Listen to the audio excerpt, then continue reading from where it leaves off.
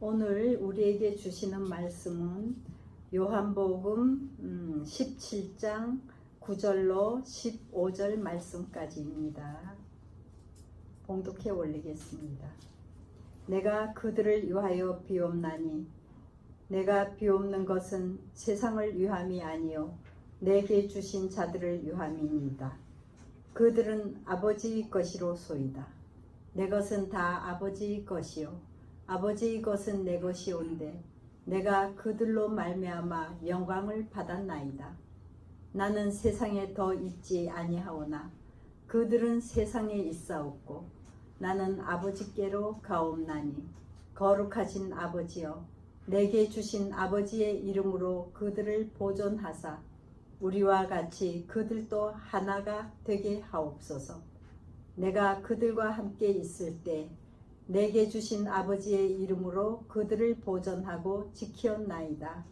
그 중에 하나도 멸망하지 않고 다만 멸망의 자식뿐이오니 이는 성경을 응하게 함이니이다. 지금 내가 아버지께로 가오니 내가 세상에서 이 말을 하옵는 것은 그들로 내 기쁨을 그들 안에 충만히 가지게 하려 함이니이다.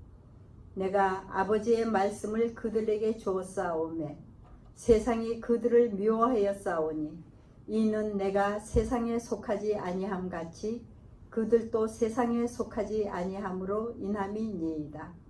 내가 비옵는 것은 그들을 세상에서 데려가시기를 위함이 아니요 다만 악에 빠지지 않게 보존하시기를 위함이니이다. 아멘. 오늘 봉독해 주신 말씀을 중심으로 예수님의 대제사장적인 기도에 대하여 함께 생각해 보고자 합니다. 구약 성경에는 이스라엘 백성들을 위한 세 가지 중요한 직무가 나옵니다. 그 직무는 우리가 이미 잘 알고 있는 것처럼 선지자, 제사장, 그리고 마지막은 왕의 직무입니다.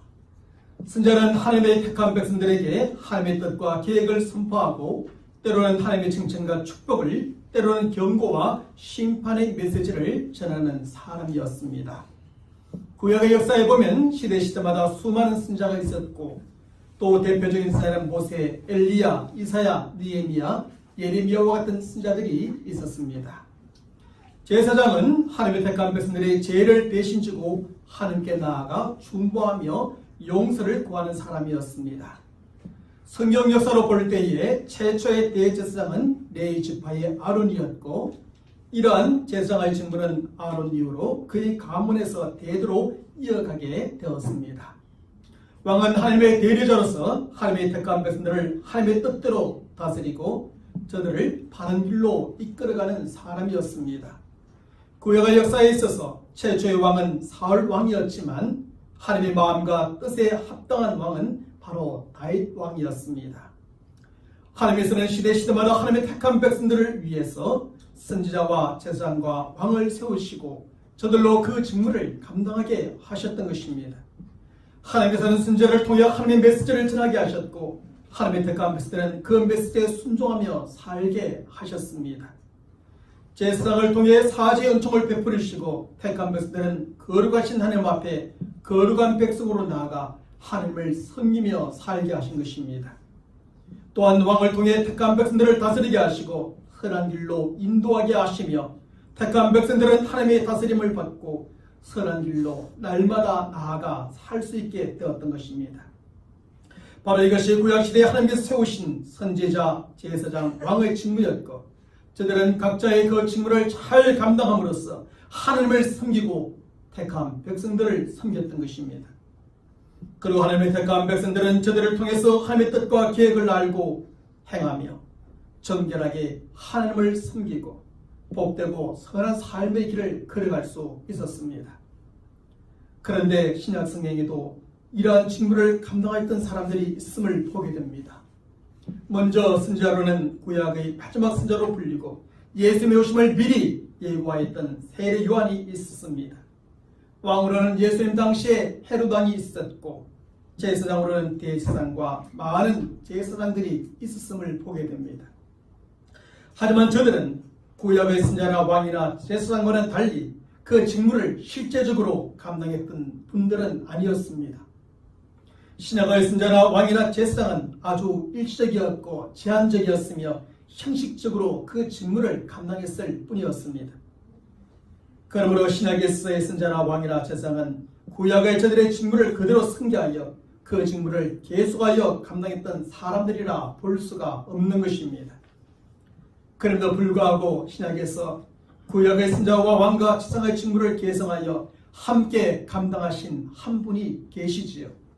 그분은 바로 하나님으로서 사람이 되어 세상의 구원자로 오신 예수 그리스도이십니다.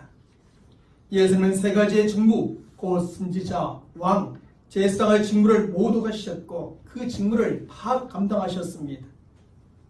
사실 구약에서의 선지자와 왕과 제사장의 직무는 실체가 아니었습니다. 그것은 신약에서 선지자와 왕과 제사장의 실체이신 예수님의 직무를 예고하는 하나의 예표에 불과했던 것입니다.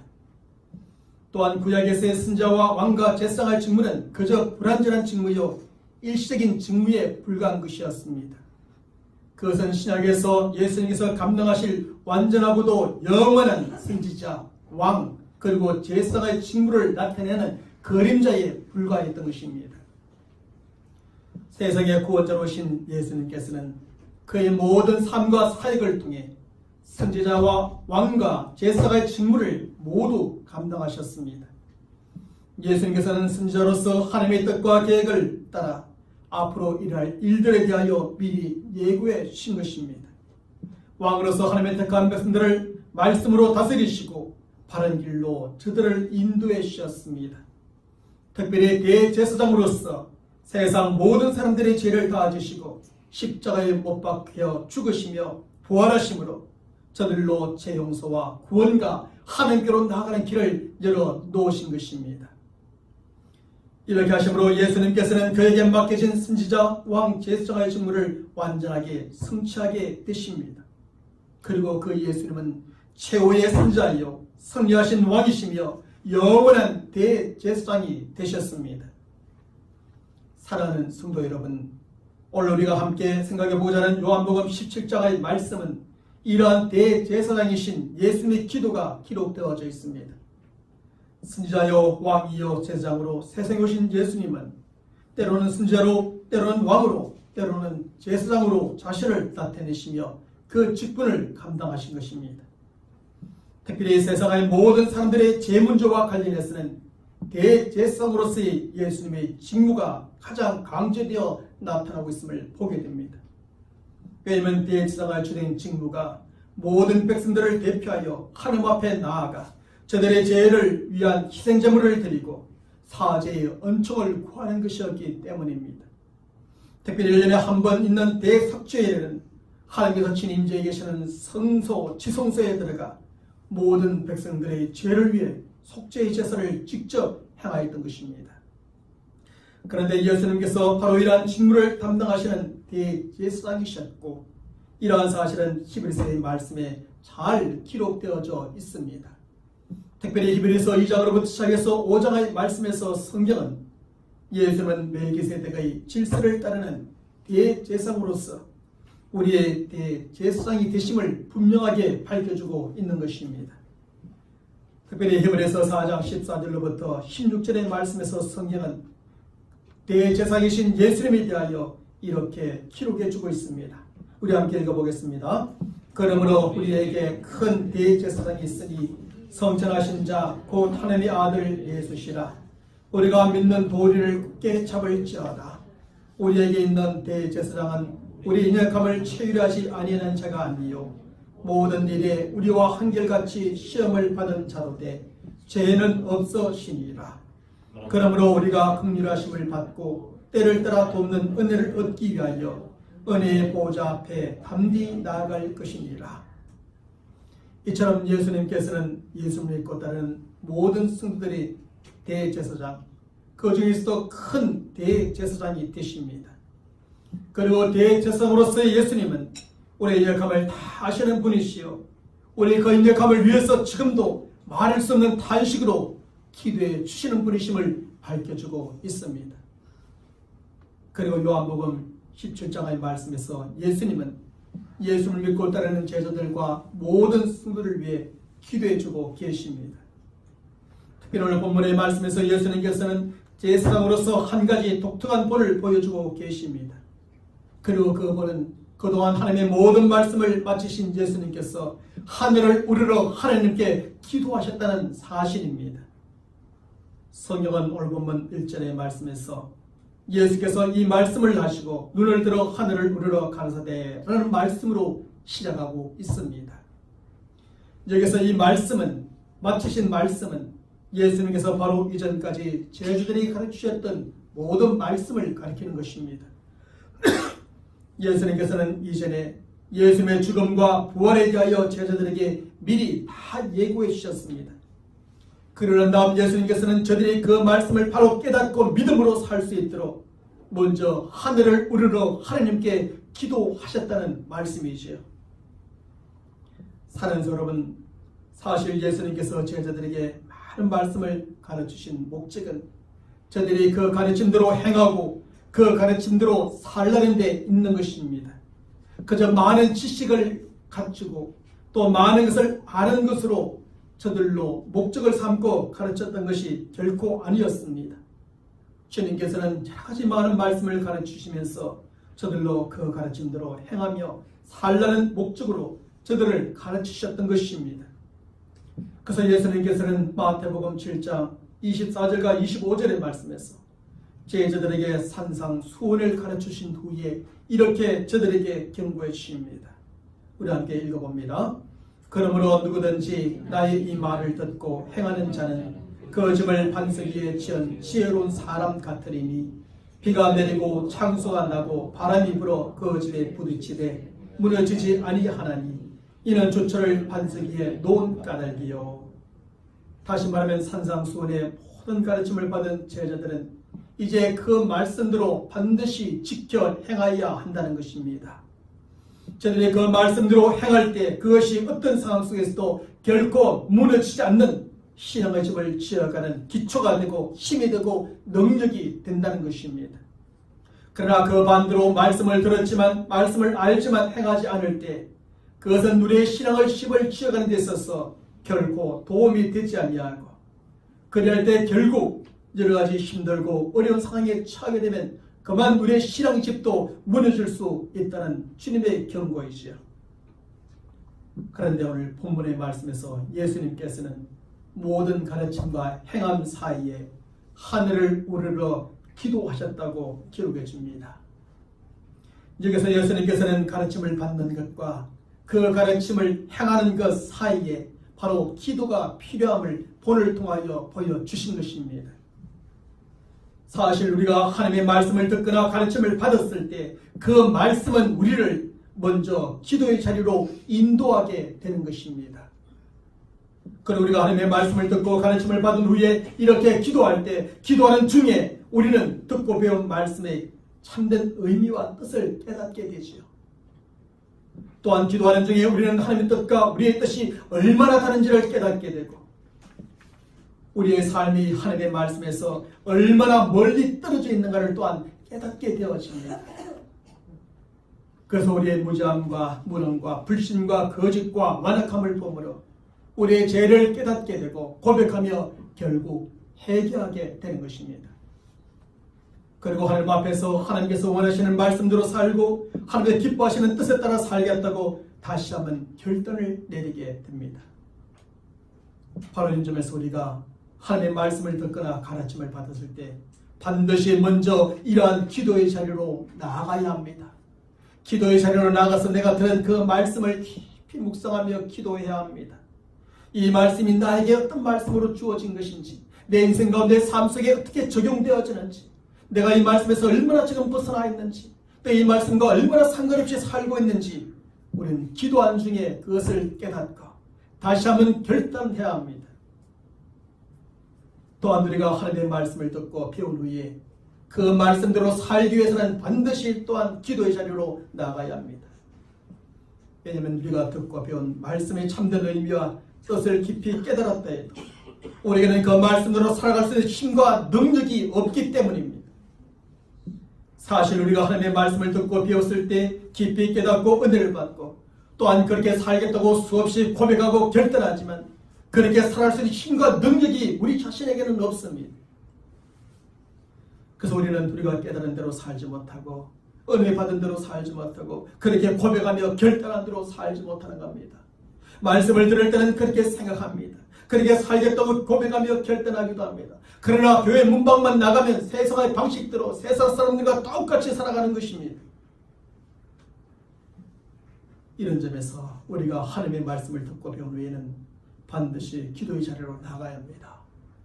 기도의 자리로 나가서 우리의 약함과 부족함을 고백하며 우리가 듣고 배운 말씀대로 살아갈 수 있는 힘과 능력을 달라고 하나님께 기도해야 합니다. 그 말씀대로 순종하며 살아갈 수 있도록 하나님의 은혜와 도움을 구하며 기도해야 하는 것입니다. 우리에게는 하나님의 말씀을 듣고도 또 결심하고도 결단하고도 그 말씀대로 살아갈 수 있는 힘과 능력이 없기 때문입니다. 그러므로 우리가 하나님의 말씀을 듣고 가르침을 받은 후에 기도하고 싶은 마음이 전혀 일어나지 않거나 기도할 필요조차 전혀 느끼지 못한다면 뭔가 문제가 있거나 잘못된 것입니다. 이러한 성도들은 듣고 배운 말씀의 진정한 의미를 깨닫지 못하여 그 진정한 의미대로 살겠다는 것이 아니라 결국 자기 생각과 마음대로 살겠다는 것입니다. 하나님과 능력으로 듣고 배운 말씀을 따라 실천하며 살겠다는 것이 아니라 겨우 자기 힘과 능력으로 살아보겠다는 것입니다. 그러므로 이러한 성도들은 말씀을 전혀 듣지 않고 배우지 않은 세상 사람들과 마찬가지로 하나님의 말씀과는 전혀 상관이 없는 삶을 살아가게 됩니다. 하나님을 전혀 믿지 않는 세상 사람들과 마찬가지로 하나님과 전혀 상관이 없는 삶을 우리의 가정에서 직장에서 사회에서 살아가는 겁니다.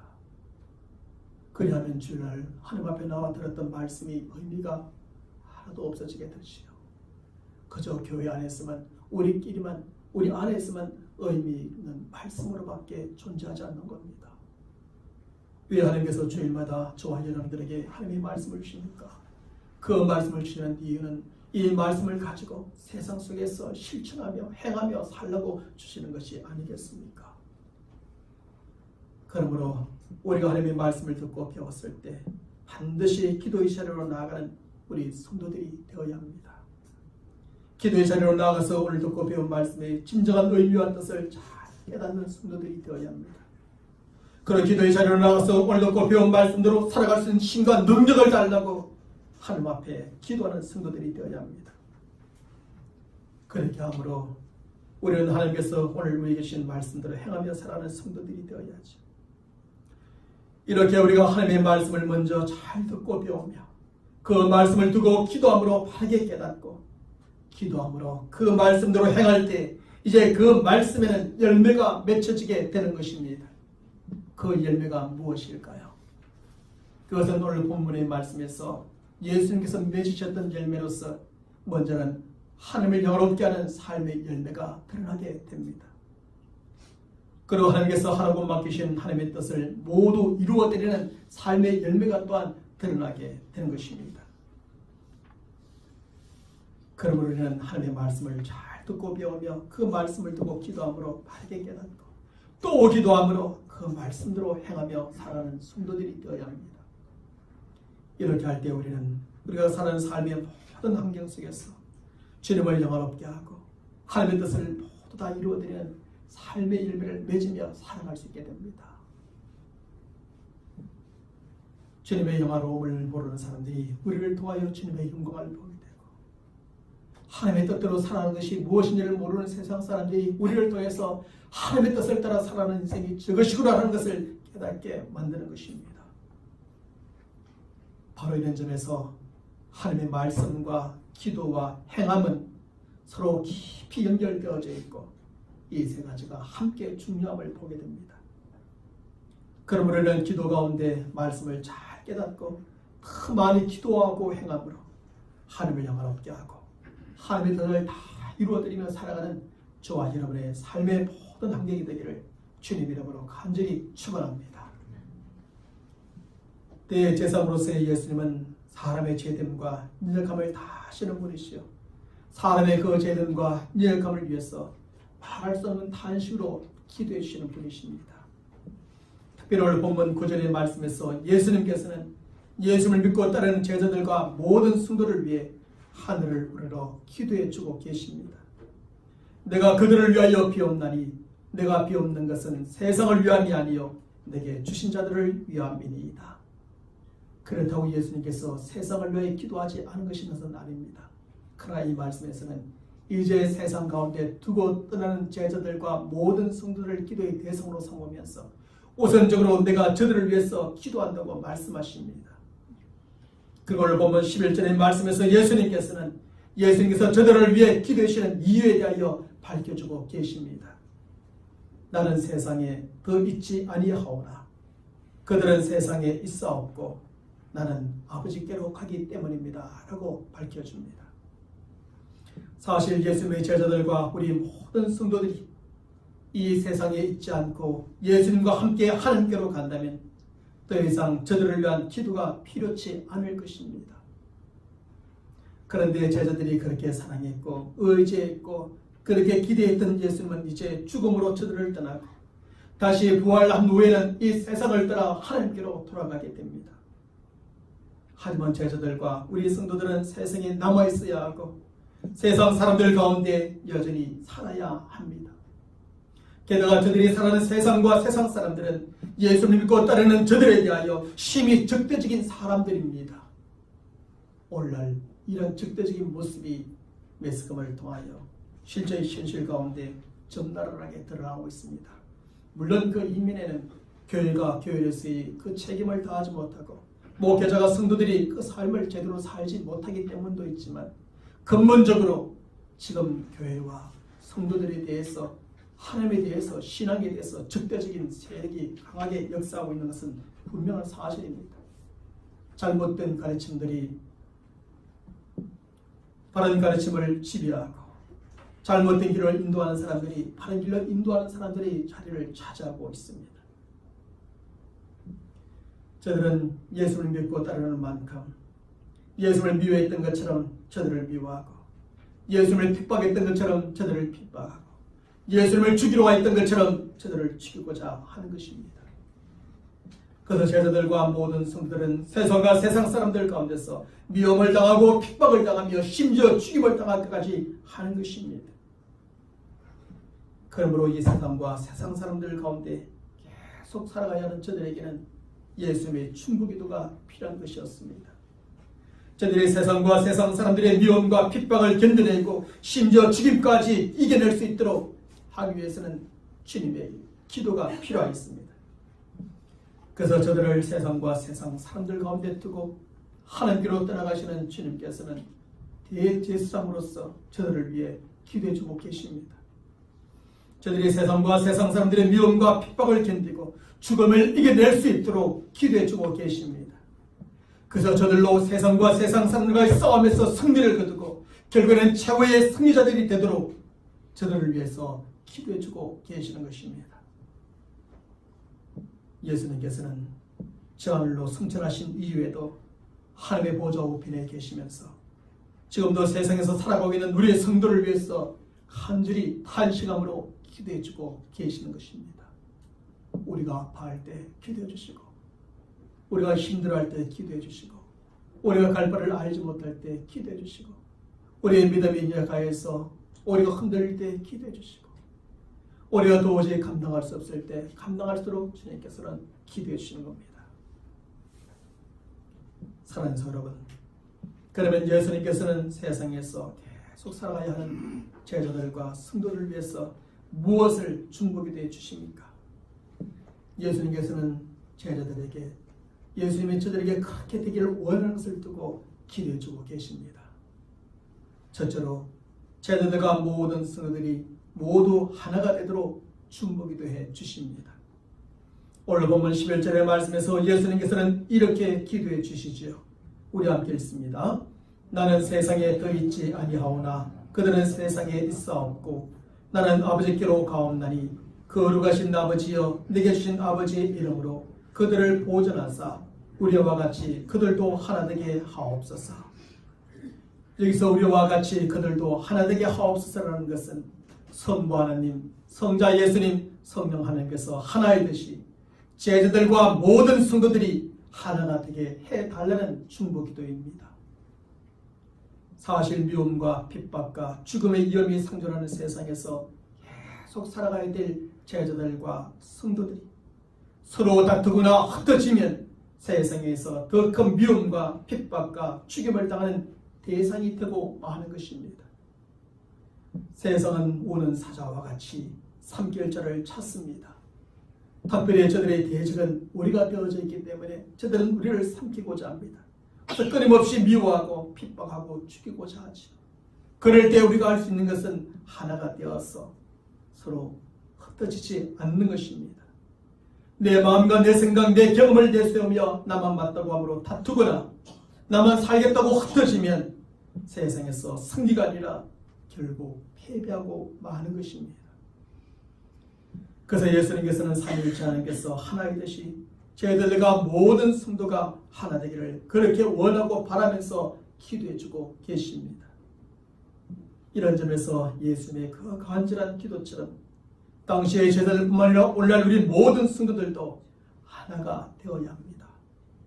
그 어떤 상과 형편 가운데서도 다투거나 흩어지지 말고 하나가 되어 함께 싸우고 함께 승리하는 성도들이 되어야 할 줄로 믿습니다. 둘째로 제자들과 모든 성도들의 기쁨이 충만하도록 중보기도해 주십니다. 오늘 본문 13절의 말씀에서 예수님께서는 또한 이렇게 기도해 주시죠. 함께 있습니다. 지금 내가 아버지께로 가오니 내가 세상에서 이 말을 하옵는 것은 그들로 내 기쁨을 그들 안에 충만히 가지게 하려 함이니이다. 이제 여기서 내 기쁨은 예수님께서 십자가에 못 박혀 죽으시고 3일 만에 다시 살아나신 이후에 얻게 된 기쁨을 가리키는 것입니다. 예수님께서는 다시 살아나심으로 죽음에서의 부활의 기쁨을, 싸움에서의 승리의 기쁨을, 사명에서의 완성의 기쁨을 얻게 되었습니다.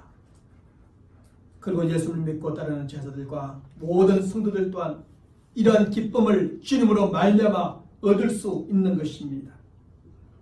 그리고 이러한 기쁨이 충만할 때 세상의 미움과 핍박과 죽임 가운데서도 기뻐하며 살아갈 수 있고 결국 승리하며 살아갈 수 있는 것입니다. 기쁨이 충만해지면 미움을 이길 수 있습니다. 우리가 기쁨이 가득해지면 핍박도 이길 수 있고 기쁨으로 넘치게 되면 죽임까지도 이길 수 있게 되는 겁니다. 그래서 예수님께서는 이러한 기쁨이 자기 자신 안에 있을 뿐만 아니라 제자들과 우리 모든 성도들에게도 충만하도록 중보하며 기도해주고 계시는 것입니다. 우리는 예수님의 그 간절한 중보기도로 우리 안에 죽음에서의 부활의 기쁨, 싸움에서의 승리의 기쁨, 사명에서의 완성의 기쁨으로 충만한 성도들이 되시길 바랍니다. 그 부활의 기쁨이 가득하면 우리는 그 어떤 상황과 형편 속에서도 그것을 이기게 되고 결국 승리하게 되어지는 것입니다. 주님께서 그러셨던 것처럼 말입니다. 세 번째로 제자들과 모든 성도들이 악에 빠지지 않도록 중보기도해 주십니다. 이제 오늘 보면 15절의 말씀에서 예수님은 이렇게 기도하십니다. 우리 함께 읽습니다. 내가 비옵는 것은 그들을 세상에서 데려가시기 위함이 아니요 다만 악에 빠지지 않게 보존하기를 위함이니이다. 제자들과 모든 성도들은 세상에서 계속 살아가야 하고 저들이 계속 살아가야 될 이 세상은 악으로 가득한 세상입니다. 그러므로 제자들과 모든 성도들이 이러한 세상을 살아가는 동안에 세상의 악에 물들 수 있고 그 악에 빠질 수가 있는 것입니다. 그래서 예수님께서는 저들이 세상의 악에 빠지지 않도록 하나님께서 저들을 지켜주시고 돌봐주시기를 간절히 중보하며 기도해주고 계십니다. 그동안은 주님께서 저들과 함께하며 저들을 지켜주고 보호해 주었습니다. 그러나 이제는 저들을 떠나게 됩니다. 떠나시면서 하나님께 저들을 부탁하는 것이죠. 결국 우리가 세상의 악에 빠지지 않는 것은 우리의 어떤 의지나 노력으로만 되는 것이 아니라 하나님의 지켜주심과 보호주심이 필요하다는 겁니다. 우리의 자녀들, 우리의 손주들이 세상 가운데서 그 악에 빠지지 않는 것은 하나님의 지켜주심과 보호주심이 필요하다는 겁니다. 그러므로 예수님께서 그렇게 중보기 되셨던 것처럼 우리도 하나님의 지켜주심과 보호주심을 간절히 기도하므로 세상의 악에 빠지지 않는 성도들이 되시길 바랍니다. 주님께서 우리를 위해서 그렇게 기도해 주시는 것처럼 우리 부모들은, 할아버지 할머니들은 우리 손주들을 위해서 이렇게 세상의 악에 빠지지 않도록 하나님 지켜주십시오, 보호해 주십시오, 돌봐주십시오라고 끊임없이 기도하는 우리 부모들이요, 할아버지 할머니들이 되시길 간절히 축원합니다. 네 번째로 제자들과 모든 성도들이 진리로 거룩하도록 중보기도해 주십니다. 오늘 보면 17절과 19절의 말씀에서 예수님은 이렇게 기도해 주십니다. 우리 함께 읽습니다. 그들을 진리로 거룩하게 하옵소서. 아버지의 말씀은 진리니이다. 또 그들을 위하여 내가 나를 거룩하게 하오니 이런 그들도 진리로 거룩함을 얻게 하려 함이니이다. 여기서 진리는 하나님의 말씀이라고 밝혀주고 있고, 진리로 거룩하게 하옵소서라는 것은 하나님의 말씀으로 거룩하게 해달라고 하시는 중보기도입니다. 사실 하나님의 말씀은 우리로 거룩하게 하고 깨끗하게 하는 방편이요, 우리 하나님의 말씀에 순종하며 살아갈 때마다 우리는 그 말씀을 인하여서 거룩하게 깨끗하게 되어져 가는 것입니다. 그래서 사도 바울도 디모데전서 4장 5절의 말씀에서 하나님의 말씀과 기도로 거룩하여 지민이라고 가르쳐주고 있습니다. 그럼 우리는 예수님께서 자신을 거룩하게 하신 것 같이 하나님의 말씀에 날마다 순종함으로 우리 자신을 거룩하게 깨끗하게 다듬어 가야 합니다. 하나님의 말씀으로 부정과 미움과 시기, 교만과 같은 죄의 쓴뿌리들이 우리의 마음속에서 제거되어지고 우리 삶 속에서 제거되어짐으로 날마다 거룩하게 변화되어가는 저와 여러분들이 되어야 할 줄로 믿습니다. 오늘 하나의 쓴뿌리를 제거하고 내일 또 쓴뿌리를 제거하면 그만큼 우리는 더 성결해지고 더 거룩해지고 더 경건해질 수 있는 것입니다.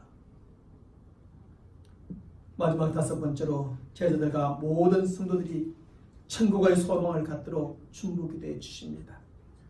오늘 보면 24절의 말씀에서 주님은 또 이렇게 기도해 주십니다. 함께 읽습니다. 아버지여, 내게 주신 자도 나 있는 곳에 나와 함께 있어 아버지께서 창세전부터 나를 사랑하심으로 내게 주신 나의 영광을 그들로 보게 하시기를 원하옵나이다. 여기서 나 있는 곳은 바로 하나님의 나라 천국을 가리키는 것이고, 그 천국은 하나님께서 계신 곳이며 예수님께서 계신 곳이요, 또한 우리의 믿음의 조상들 부모님들이 계신 곳입니다. 그 천국은 그동안 예수님을 믿고 따랐던 모든 성도들이 들어가 있는 곳이고, 지금 예수님을 믿고 따르는 제자들과 모든 성도들이 들어갈 곳이며, 앞으로 예수님을 믿고 따를 모든 성도들이 들어가게 될 곳입니다. 이러한 천국은 이 세상에 있는 미움과 핍박과 죽임이 없는 것이요, 따라서 적이와 고통과 눈물과 슬픔이 없는 곳이며 오직 기쁨과 감사와 찬송으로 가득한 곳입니다. 성경은 하나님의 나라 천국에 대하여 묘사할 때 이렇게밖에 묘사할 수 없음을 최대한 밝혀주고 있습니다. 그리고 그 천국에서는 세상에서는 볼 수 없었던 예수님의 영광을 온전히 볼 수 있게 되는 겁니다. 그래서 예수님께서는 우리 모든 제자들과 성도들이 세상에 살다가 결국 나 있는 곳에 들어올 수 있도록 하나님께서 보존해 달라고 기도해 주고 있습니다. 제자들과 모든 성도들이 이러한 천국의 궁극적인 소망을 갖고 살아갈 때 세상에서의 미움도 핍박도 그리고 죽임도 이기며 승리하게 되는 겁니다. 그래서 예수님께서는 저들이 이러한 천국의 모든 소망을 갖고 살아가도록, 그래서 결국 내가 있는 곳, 아버지께서 계신 곳, 우리의 믿음의 선비들이 있는 곳으로 다 들어올 수 있도록 해달라고 기도해주고 계시는 것입니다. 사랑하는 여러분, 우리는 예수님을 믿고 따르는 성도들에 대한 믿음과 핍박과 죽임이 가득한 세상에서 계속 살아가야 합니다. 우리가 이런 세상에서 미움과 핍박을 견뎌내고 죽임을 이겨내기 위해서는 기도해야 합니다. 예수님의 선생으로 친히 본을 보여주시며 기도하셨던 것처럼 기도하고, 대제사장으로서 중보 기도해 주셨던 것처럼 서로를 위해서 중보하며 기도해 주어야 합니다. 기도함으로 하나님의 말씀을 바로 알고 그 말씀대로 행하며 살아가는 우리 성도들이 되어야 합니다. 서로 위에 중보 기도함으로 예수님의 중보 기도의 제목이 다 이루어지는 우리 성도들의 삶이 되도록 해야 합니다. 우리 모두가 하나 되어 세상 가운데서 승리하고 우리 모두가 부활의 기쁨, 승리의 기쁨, 완성의 기쁨으로 충만하여 세상에서 승리하며 살아가야 합니다.